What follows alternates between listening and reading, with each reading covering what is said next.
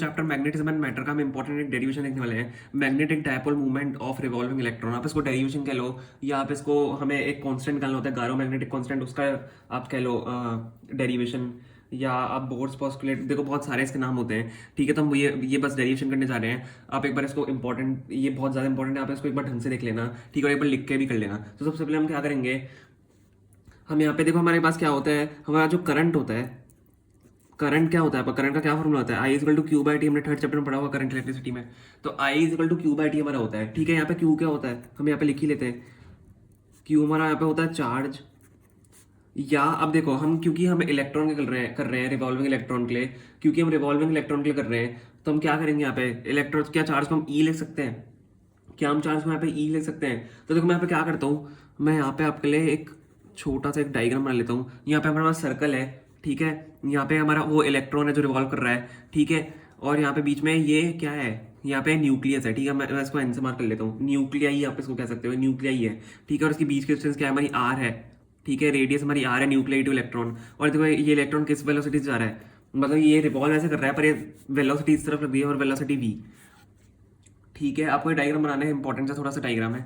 ठीक है, देखो यहाँ पे क्या होता है, हमने देखो क्या देखा, क्यू इक्वल टू चार्ज, जिसको हम ई भी लिख सकते हैं। और टाइम क्या होता है, टाइम इज इक्वल टू आपका क्या होता है, अब देखो टाइम इक्वल टू आपका होता है डिस्टेंस अपॉन स्पीड। ठीक है, आपका टाइम का फॉर्मूला क्या होता है, डिस्टेंस अपॉन स्पीड।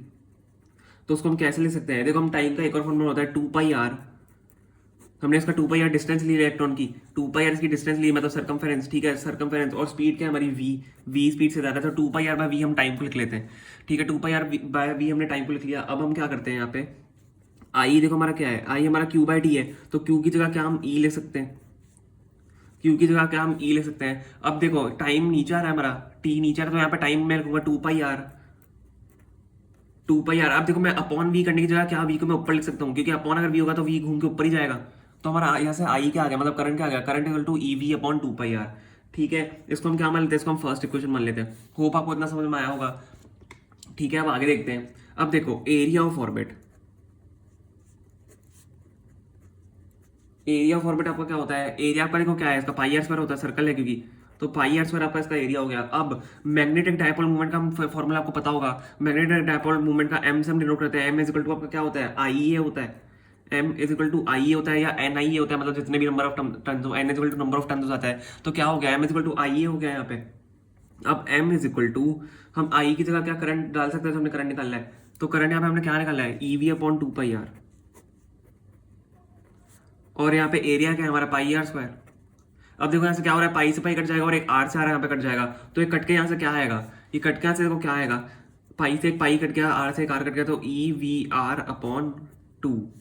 ठीक है, ई वी आर अपॉन 2 ये आपका आ गया है। ये आपका क्या आ गया, मैग्नेटिक डायपोल मूवमेंट। अभी आपका एम हमने निकाला है, मैग्नेटिक मूवमेंट।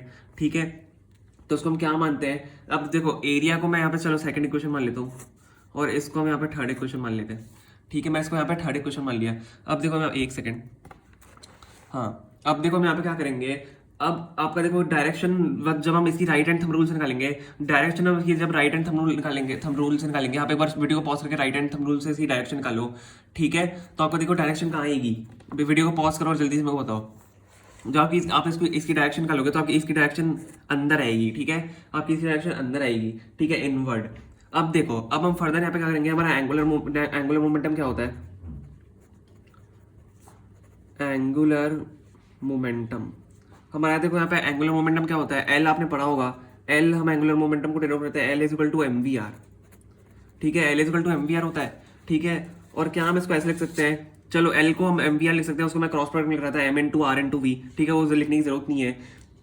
तो देखो अब हम यहाँ पे क्या करेंगे, एल इज इक्वल टू हमने एम वी आर लिख लिया। अब हम यहाँ से निकालेंगे ratio of magnetic dipole movement to angular momentum, ratio angular, ये आपका sorry, ratio magnetic dipole movement to angular momentum, ratio ये आपका magnetic dipole movement to angular momentum. तो इसको निकालते हैं, यहाँ पे लिख ही लेते हैं, या चलो मैं आगे लिखता हूँ, यहाँ स्पेस खत्म हो गई है।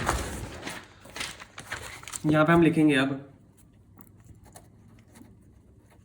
रेशियो ऑफ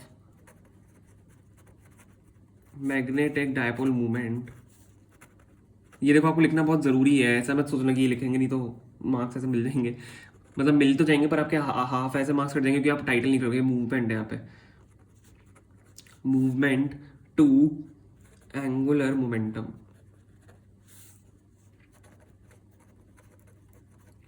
ठीक है, आपको रेशियो से बताना पड़ेगा कि हम रेशियो ले रहे हैं इनका। अब देखो m बाय l हम इसको लिखेंगे ratio magnetic dipole moment upon angular, मतलब टू एंगुलर मोमेंटम, तो upon angular momentum m by l हम लिख दिया। आपका m क्या था, EVR/2 था, हमने जो पीछे m निकाला था वो EVR/2 था। आप वीडियो को पीछे आके भी देख सकते हो, आपको कंफ्यूजन हो रहा है।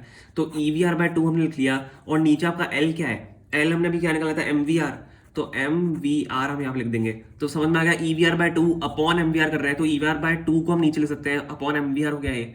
ठीक है, अब इसमें क्या जो कट रहा है वो काट देते हैं, V और R यहाँ पे कट रहा है, तो आपका ऐसे देखो m बाय l क्या आ गया, m बाय l यहाँ पे क्या आ गया, बहुत इंपॉर्टेंट, बहुत ज्यादा इंपॉर्टेंट, E/2m आ गया आपका, E/2m। या आप इसको m को क्या है, ये मास है, तो E हम लिख सकते हैं मास ऑफ इलेक्ट्रॉन, क्योंकि हम इलेक्ट्रॉन को निकाल रहे हैं।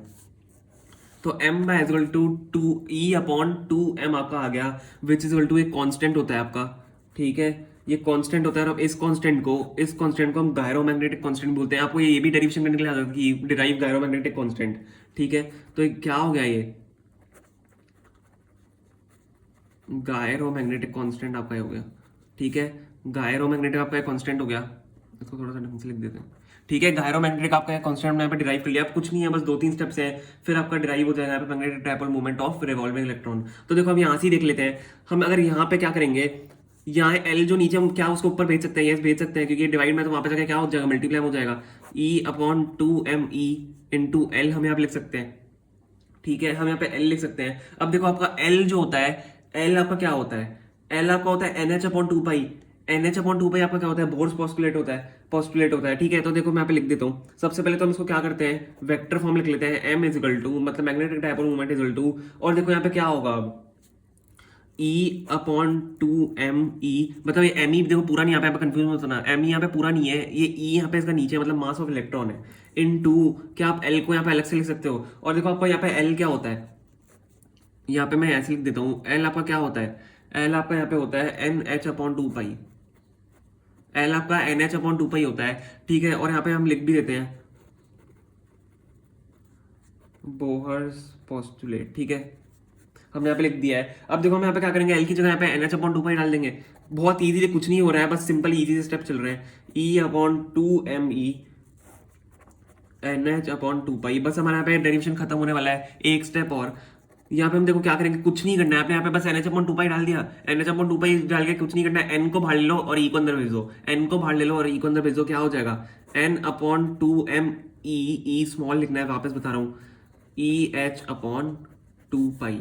ये आपका क्या हो गया, यहाँ पे ये आपका हमने डिराइव कर लिया है, magnetic dipole moment of revolving electron. ठीक है, आप देखो ये जो आपका है ना, अच्छा देखो आप इसको कैसे लिख सकते हो, और आप इसको कैसे लिख सकते हो, यहाँ पे हम इसको थोड़ा और सिंपलीफाई कर लेते हैं, हम n को सिर्फ बाहर रखेंगे, n को हम सिर्फ बाहर रखेंगे, और अंदर 2 पाई को मल्टीप्लाई, मतलब 2 को नीचे को मल्टीप्लाई कर देंगे, तो EH/ आपका क्या हो जाएगा, ये 4πm इंटू ई, मतलब me मास ऑफ इलेक्ट्रॉन। ठीक है, तो ये आपका मेन आ रहा है, यहाँ पे मेन मैग्नेटिक डायपोल मूवमेंट, ये आपका यहाँ पे ये आ रहा है। और इसको हम देखो क्या बोलते हैं, ये जो आपकी अंदर वाली टर्म है EH/4πm, ठीक है, EH/4πm मतलब मास ऑफ इलेक्ट्रॉन, इसको हम बोर मैग्नेटॉन भी बोलते हैं। इस वाली टर्म को हम क्या बोलते हैं, बोर मैग्नेटॉन। यहाँ पे मैं लिख भी देता हूँ, बोर मैग्नेटॉन। तो आप देख लो इतनी सारी चीजें एक ही डेरिवेशन में, तो आपको इसमें से कुछ भी पूछ सकता है कि बोर मैग्नेटॉन डिराइव करो, तो आपको यहाँ तक आना है पूरा।